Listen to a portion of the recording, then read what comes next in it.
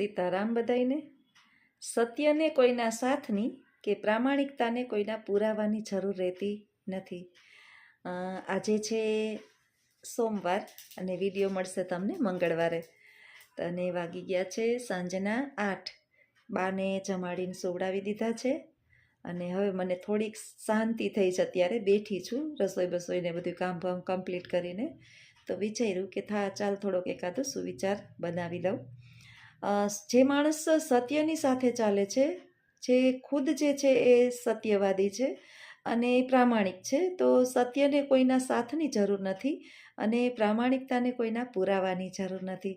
મિત્રો, જગતની અંદર આખું જગત તમારી પાછળ પડશે, તમે દુઃખી થશો, હેરાન થશો, કારણ કે સત્ય હોય ને એને કસોટી બહુ હોય। વારંવાર ભગવાન સત્યને જ કસોટી આપે, કેમ કે નમાલા મૈકાંગલા તરત હાર માની લેનારા, નાનું અમથું દુઃખ પડે એટલે દવાની બોટલ પી જનારા, આપઘાત કરનારા, આવા લોકોની ભગવાન બહુ કસોટી ન કરે। પથ્થર હોય ને, કાર્મીન પથ્થર, એને જ ઘણના ઘા મારવા પડે, બાકી ભૂખરા તો જમીન ઉપર પછાડો ને તોય ભાંગી જાય। એટલે આપણા જેવા જે છે કાર્મીન પથ્થરો, એની ઈશ્વર જે છે એ પડે પડે કસોટી કરતો હોય અને દરેક બાબતમાં કસોટી કરતો હોય। એને ખબર છે કે મારું આ બાળક જે છે ને બહુ જબરું છે, બહુ તેજસ્વી છે અને બધા ઘા સહન કરી શકે એવું છે, અને છતાં પણ એની સત્યતાને છોડશે નહીં। ગમે એવી મુશ્કેલીઓ આવશે, ગમે એવી તકલીફ એને હું આપીશ, છતાં એ હિંમત હારશે નહીં। એટલે આપણી કસોટી ચાલતી હોય અને કસોટીના સમયમાં જે અડીખમ ઊભો રહે ને, એ જ ખરેખર માનવ દેહ જે છે એ સારી રીતે પોતાનું જીવન પસાર કરી શકે।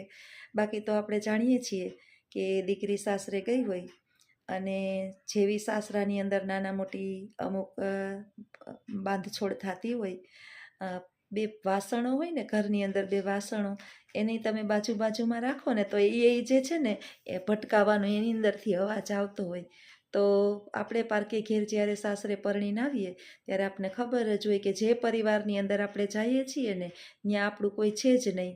એકને આપણે પરણીને આપણે ગયા છીએ, એની સાથે આપણે અનેકોને અપનાવવાના છે, એ એનો પરિવાર છે। આપણાને એના વિચારો કોઈ દિવસ મેળ થતા જ ના હોય, આપણે 100 ગુણા સાચા હોય છતાંય આપણી જે છે એ ખોટા તરીકે જ નિમણૂક કરવામાં આવી દીધી હોય, અને છતાંય એને આપણે પ્રેમથી, શાંતિથી, બધી રીતે હા કરી અને સ્વીકાર કરી લઈએ।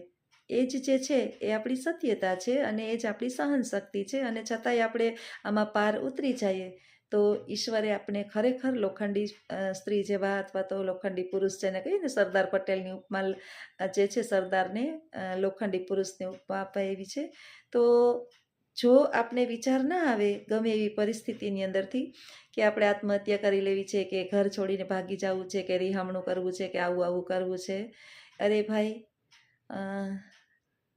એક ગુજરાતીની અંદર કહેવત છે કે તમારા પહેલે કોળીએ જ માખી આવે ને ત્યારે તમારે સમજી જવાનું કે હવે આમાં જે છે ને એ આમ જ હાલવાનું છે। જો હલાવવું છે કે નથી હલાવવાનું એ આપણી મરજી છે, અને તમે કઠણ થઈ સહન કરી અને ટકી જાઓ તો તમારા જેવું તેજસ્વી અને ખરેખર સાહસી કોઈ નહીં। અને જો ભાગો તો આને જે છે ને એ ડરપોકની નિશાની કહેવાય। એટલે ઈશ્વર જે છે ને કસોટીઓ એવાની જ કરે કે જે ખરેખર સહન કરી શકતા હોય, બાકી તો ઉલાળો મારી હાડીનો છેડો ઉલાડી અને ભાગે પુત્રના પારણામાં અને વહુના બારણામાં। પુત્ર જન્મે ત્યાંથી ખબર પડી જાય કે આ કેટલામાં થાય, કપુત્ર થાય કે સપુત્ર થાય, અને વહુ બારણાની અંદર એન્ટર થાય ત્યાંથી ખબર પડી જાય કે આપણા તારવામાં તેલ નાખીએ કે નહીં નાખે। એટલે આવી છે લાઈફ। એટલે સત્ય હોય, તમે સત્યની સાથે હોય તો તમારે ક્યાંય સાબિતીની જરૂર નથી, અને જો તમે પ્રામાણિક હોય તો તમારે ક્યાંય પણ પુરાવાની જરૂર રહેતી નથી। જીવન આવું જ છે, આપણી સાથે અનેક ઘટનાઓ બનતી હોય। ઘણી વખત આપણે 100% હોળવલા હોના જેવા સાચા હોઈએ, છતાંય આપણે ખોટામાં હા પાડી દેતા હોય કે હા ભાઈ તમે સાચા, હું ખોટી। નીચા બાપના નહીં થઈ જાય। ભગવાન શ્રી કૃષ્ણ આપને કહે છે ભગવદ્ ગીતાની અંદર કે ખોટાનો વિરોધ કરો અને સત્યની સાથે રહ્યો, તમારી સાથે હું છું। પણ ઘણી વખત આપણે એમ થાય કે ઉંમરનો લિહાજ કરીએ, આપણાથી મોટા છે, આપણે નથી કહેવું, અને પોતાના 3 એકા રાખીને બેઠા જ હોય તો આપણે ખોલ દઈ દઈએ, વાંધો નહીં, ઘરની અંદર કજિયા કંકાસ કરી અને આપણું રાંધેલું અન્ન પડ્યું રાખવું અને આપણે ન ખાઈએ, બીજા 5 જણા ન ખાય, એના કરતાં ઘણી વખત નમતું દઈ દેવામાં કાંઈ જ વાંધો નહીં. ઘણી વખત તમને વિચાર થતો હશે કે બેન બધી રીતે બધાય પ્રયત્ન કરી લીધા, આટલી સેવા કરી, આટલા બધાયના સહન કર્યા, બધુંય કર્યું. આનાથી છે ને તમે જ્યારે મને આ કહો છો ને ત્યારે મને મારી જે ભૂતકાળ ઘણો બધો મને યાદ આવે કે એક પિક્ચર લખીએ ને આપણે આપણા ભૂતકાળ ઉપર તો લખાઈ જાય. મારા ભૂતકાળ ઉપર હું કદાચ પિક્ચર લખું ને તો એ લખાઈ જાય, કારણ કે ઘણું બધું વર્ણવી ના શકાતું હોય, પરંતુ અંતે જે છે એ સત્યનો વિજય થાય અને અસત્યની હાર થાય એ પાકું જ છે. જો તમે સાચા હશો તો એક દિવસ આખો જગત કદાચ કિંમત નહીં કરે, પણ ઈશ્વર તમને ચોક્કસ એનું ફળ આપશે ને આપશે. તો સત્યને કોઈ દિવસ કોઈની સાબિતીની જરૂર નથી. અને જો તમે પ્રામાણિકતાથી બધું જ કર્યું હશે તો તમારે કોઈ પુરાવાની પણ જરૂર નથી. તો આવો મારો વિચાર છે. જો તમને પણ મારો વિચાર યોગ્ય લાગતો હોય તો કમેન્ટની અંદર ચોક્કસ જણાવજો. જીવનમાં જ્યારે આપણે કોઈને હેરાન કરીએ ને, પરેશાન કરીએ, દુઃખી કરીએ, આપણી પાસે પદ, પ્રતિષ્ઠા અને પૈસો છે, આ બધું જ છે, અને આ બધાયના ગુમાનમાં જ્યારે આપણે બીજા લોકોને હેરાન કરીએ, પરેશાન કરીએ, ત્યારે એક વાત ચોક્કસ જાણી લઈએ કે બધું શુદ્ધ સપૂત ફરીથી આપણી પાસે આવશે ને આવશે જ. જો તમારી અંદર આ સહન કરવાની શક્તિ હોય ને તો જ બીજાને તમે હેરાન, પરેશાન અને દુઃખી કરજો.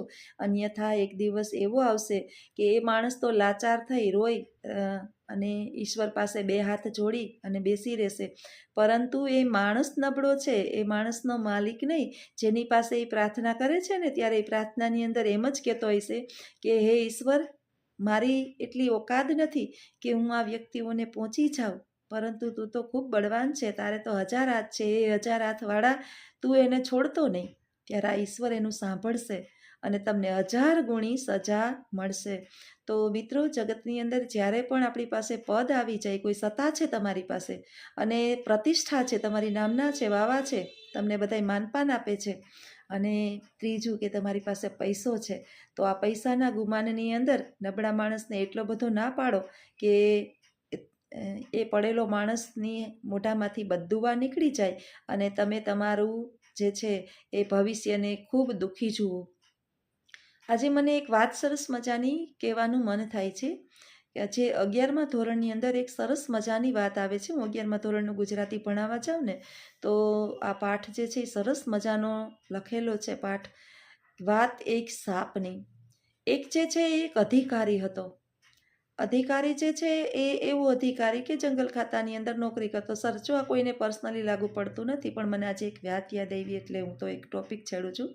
અને એટલો એનો રૂતબો, એટલું એનું અભિમાન અને એટલી એની ચારે તરફ પૈસો, પદ ને પ્રતિષ્ઠા બધું એની પાસે.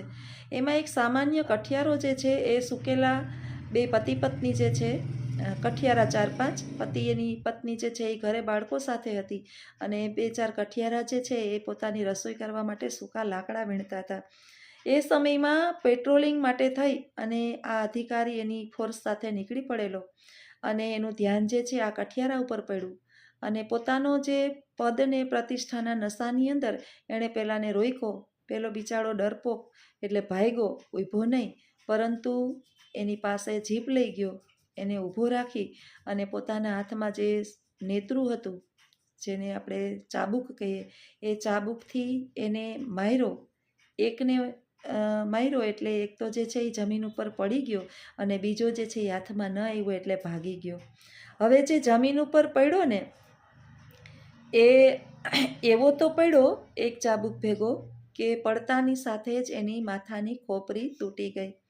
અને એ પહેલાં એને બહુ વિનંતી કરી કે ભાઈ, મારી પાસે સૂકા લાકડા છે, મેં લીલા લાકડાની ચોરી કરેલી નથી.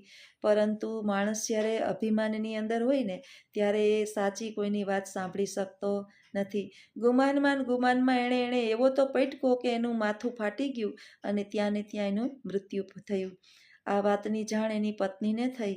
એ જ રાત્રે એ અધિકારીના દીકરીની જન્મની પાર્ટી હતી અને અનેકો શ્રીમંતો જે છે એ પાર્ટીની અંદર ભેગા થયા હતા જમણવાર માટે થઈ અને લાખો લોકો જે છે એણે એને મિજબાની આપી હતી, કારણ કે પૈસાવાળો છે ભાઈ ગમે એ કરે.